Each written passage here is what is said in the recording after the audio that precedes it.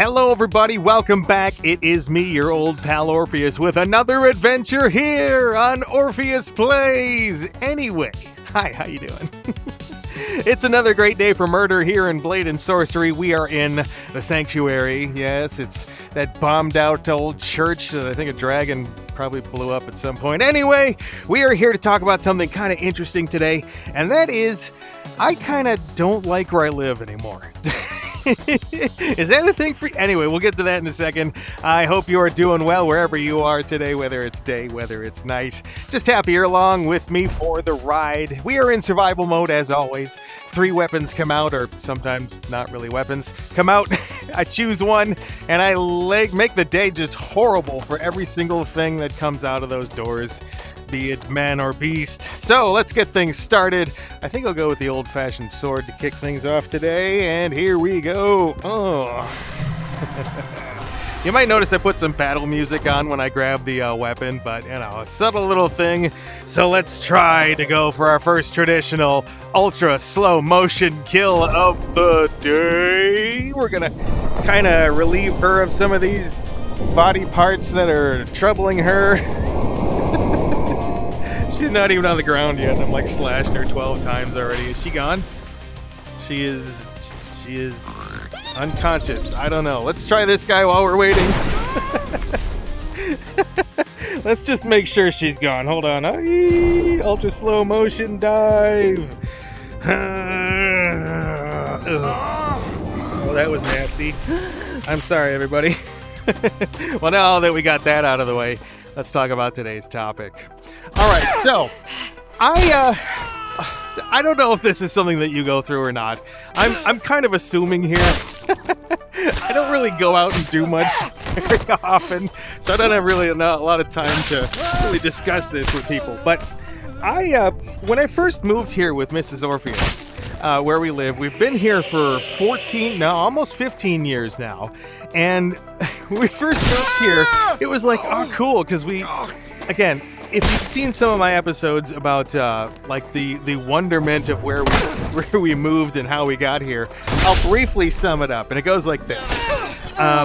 We started working somewhere. We did a race to get a job, which was each of us had our career. Each of us went out and, put out applications and everything, and we said, whoever gets the job first, will go to that place, okay? And so Mrs. Orpheus got the job first, so we went to where, the job was, and it was kind of like in the middle of nowhere. I mean, it was on a Native American reservation, the Navajo reservation, which where we were was really out in the middle of nowhere. Trust me. Anyway, so we ended up there for a couple of years, and then we just kind of bounced around to where the jobs came, and ended up here. And so this random place that we looked up when she first got the job here, we looked it up and we're like, wow, this place looks really cool. She's Stevie wondering out, very superstitious. You gone? Are you gone? Is she gone? Oh, hello, you're our last contestant. Anyway, so she got the job here. We did the whole move in here, but before we did, we looked it up, right? And you do that when you're looking for a new place to live. You kind of look up the area, see what's going on, some of the nice places, some of the not so nice places. You look for tourist things to do. You look for activities, right? And we looked this place up, and it was like, wow, this place is actually pretty sweet, right? Sweet. Okay, that's not exactly what I meant to do, but okay. So, look this place up. The schools were decent. The environment was cool. The people were supposed to be nice. There was plenty of places to go and things to do. It's within, a couple hours of all sorts of natural wonders and cities and everything like that. And there's a major city that's within just a few more hours out there. Las Vegas is there. I've never hid the fact that I'm in the Southwest. So, everything here was real cool and everything. You kind of look at it and go, oh, wow, this will be cool. It's got this amazing tourist thing that isn't anywhere else in the world that was brought here and blah, blah, blah, blah, blah, right? So it was pretty exciting. We're going along and we're looking at this place, and all right, well, we're moving there. So we get an apartment, and we go and we move here, and so we're like, wow, we start doing some of the touristy things. Of course, you go driving here, you see this thing, you go driving there, you look at that thing, and it's real cool. And we go down to the tourist thing that's here in town, and ooh, there's a bunch of restaurants and themed stuff everywhere for it. That's when you got a tourist thing in town that's like an actual top 10 or whatever tourist destinations. I don't even know where ours is. And yes, I'm being very vague. Top 20? I don't know. Whatever this place is supposed to be. It's it was cool to go down there. The theming is always nice that you get, and it was a theme that I'm really cool with and I actually love a lot. So, oh my gosh, there's a Renaissance fair every year. Wow, that's cool. And going, and then the years kind of pass by. And you get to that point where you're like, I'm kind of bored, right? I've done all the things, and all the things that I haven't done, I haven't wanted to do, right? So it's like, and then there's the weather. When we first were looking into this place, we were living in a place that was, Mrs. Orpheus and I both came from the same state originally, and it's a state. I don't hide this stuff. I come from Michigan, so does Mrs. Orpheus, and it was, always had some snow certain times of the year, always had pretty temperate weather, the storms are amazing to go through. Oh no, I love a good storm, like a good thunderstorm. I'm one of those people, I might be weird, but I love to witness nature's fury, I guess is the best way to put that. I like to see out there what's going on, and I'm one of those people, I've literally done this. When I was working at a radio station and there was a hurricane. Oh man. There was a hurricane, and and this is just one example. I've done this a lot. But there was a hurricane, and I was tasked with manning the radio station that I was working with, because they needed someone in the station. It was a nice and secure location. What the heck, bro? Right in the face. It was a nice secure location because it was underneath a big landmark in the city. So I was safe. I was well protected. I need a weapon. How about you? You'll do. But so I was there in the station, and the hurricane was coming, and I was like, okay, everything's fine for the moment, and I went outside and I just stood there in the hurricane.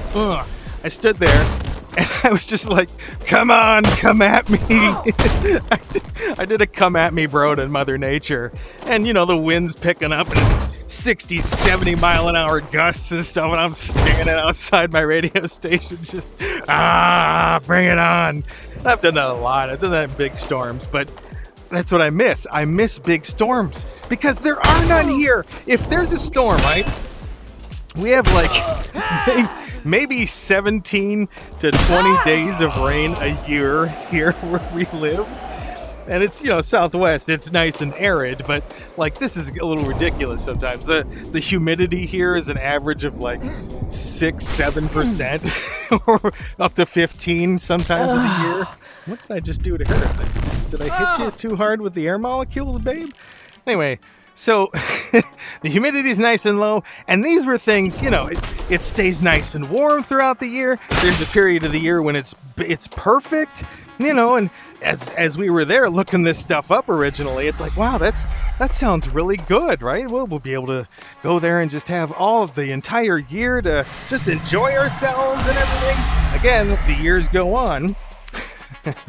And then you start to realize that some of the things that you don't really notice, because you tastefully ignore some of the stuff that's not as good if you're going somewhere. If there's plenty of stuff, or you kind of have to for a job or something, right?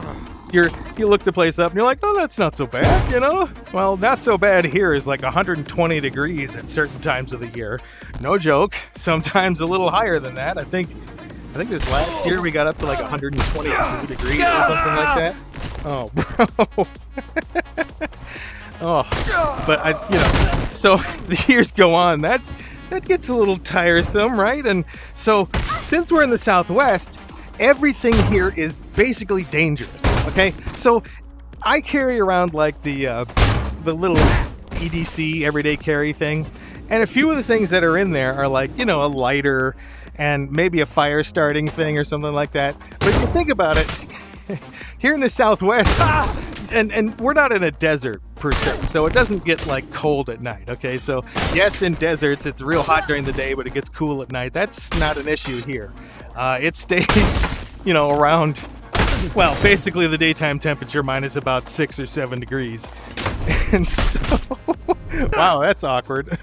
But it's to the point where it stays over 100 degrees for 24 hours a day, right? So you start thinking about, well, everything here is dangerous. Everything out there is trying to kill you. But like, I don't have to start a fire here if I'm somewhere cool, right? And this is, I always give this argument to people. Oh, it's a dry heat. Okay, so first of all, eat me. Because it's a dry heat doesn't apply when it's 120 degrees outside. You open up your car window to get a little fresh air and it's like, it is exactly like blowing a hairdryer in your face. But, so you get to the point where everything outside is dangerous. So if you're in a cold place, you can always start a fire with that lighter that you've got in your EDC, right? You can go ahead and bundle up. If it's real cold, you put on more clothes. You can, insulate yourself from the elements. That's a cool way to survive as well. So your car breaks down somewhere like Michigan, right? And it's the middle of winter. You'll probably be fine if you have some normal preparation stuff, and you can just wait out if you're in a storm or something like that. You can just go ahead and wait that out.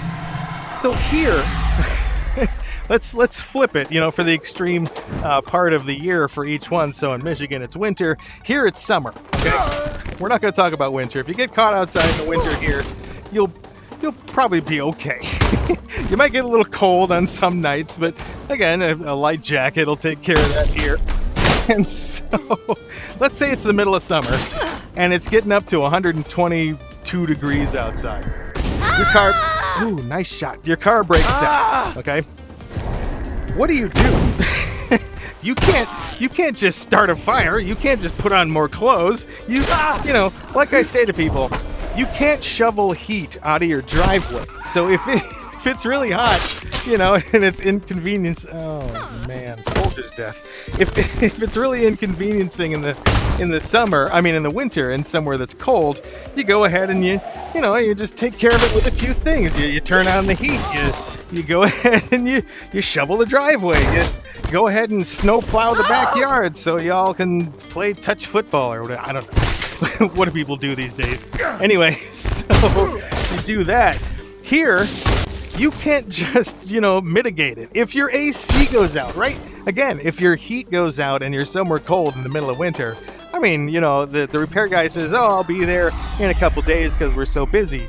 Well, you can be like, oh, I'll light a couple extra fires in the fireplace. We'll do something like, we'll just have a couple of space heaters going on and stuff like that. Here, middle of summer, your AC goes out. And the guy says, well, I can't be there for a few days because there's no parts. And this happened to us. I did the episode about our AC going out. And it's like, if he says it's going to be a couple days or 3 days, you're like, well, shit, I don't have a choice now. You got to go stay in a hotel, right? Because you'll die. The internal temperature in the house gets up to 100 and something degrees. And you can't wait it out. You're just like, well, I hope it gets better. No, you say, well, what about a fan? Yeah, a fan doesn't work when the air blowing, through it is already 120 degrees. That's not helpful. You can't just run misters inside your house, right? So, like I'm saying, everything here outside is trying to kill you. The bugs, there's wild javelinas, these angry little pigs with tusks. They're kind of like a Southwestern or Mexican boar. They are some nasty, nasty pigs. They'll attack you. There's snakes and lizards and scorpions and and spiders and everything. And it just, oh, I hate to think about that stuff. I hate spiders. I hate bugs. Anyway, boom, gotcha. So, like I said, I hate where I live right now. And I think it's probably maybe the same for you guys a little bit. Like, you've got to get to the point where you're looking at yourself and you're like, oh yeah. So, like, here's a great example. I'll give you a couple of great examples. People always are like, oh my gosh, you know, like if someone lives near Disney, oh, that must be so cool. You're right next to Disneyland. You can go, or Disney World. You can go all the time. You know, you can just go ahead and enjoy yourself and hang out with Mickey Mouse and everything. And then the person that lives there goes, yeah, so about that. It costs like $300 a day to go to Disney World. And what the hell happened there? Did I black out for a second? What did I do in between those two moments? Oh my gosh. Anyway, so like you go, yeah, it's not great to live here because, you know, it's really expensive and there's a bunch of stupid tourists everywhere all the time. That's kind of how it is here too. Oh my God, the tourist season. Oh, don't get me started. I'll probably do an episode about that coming up too. Anyway, so like being near Disney, that's probably pretty sweet. No, it actually really kind of sucks because it's like this gleaming castle on the hill that you can never really go to except for maybe once a year. Because I mean, the only thing you're saving by living near Disney is the travel cost. Or here's the other great example, Las Vegas, right? Everyone goes to Vegas for fun and gambling and shows and, I'm going to go see Celine Dion and everything. So when you meet someone in Vegas, right, let's say you have a really cool dealer at your craps table or something, right? And you're like, oh, it's got to be sweet living in Vegas. You can come here and do anything you want. There's the casinos and shows and everything. And sometimes the dealer will be like, yeah, it's amazing. I love it because they're like told to do it by their casino. But if you get a good one, they will share with you the brutal truth of what it's like to live in Vegas. It kind of sucks because everywhere that's not on the strip, you know what I mean? The parts of Vegas that you know about is not all that nice necessarily. It's not the best place to live. It's kind of dangerous. It's loud. It's busy. There's a lot of resources and stuff since you live there, but does that really make the difference? You know? For trading off all that busyness and all the danger and everything, and again, all the stupid tourists. Oh my gosh. Anyway, do you like where you live? Do you hate where you live? Tell me why in the comments. Don't tell me where you live. Don't do that. But do you hate where you live? Is it something that you have to deal with on a regular basis? Let me know. We'll see you in the next one here on Orpheus Plays. Be good, do good, and treat yourself well because you know what? You absolutely deserve it. We'll see you in the next one. Bye!